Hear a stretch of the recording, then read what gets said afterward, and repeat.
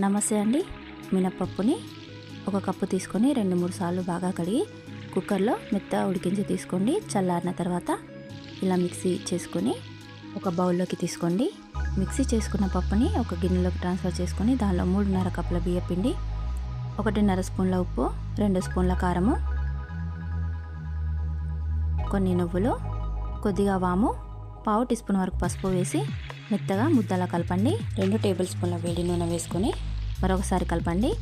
మురుకుల గుట్టం తీసుకొని ఆయిల్ అంతా అప్లై చేసి పిండి ముద్ద నుంచి మూతను బిగించండి. దీన్ని ఏదైనా ప్లేట్ పైన మురుకులా ఒత్తుకోండి.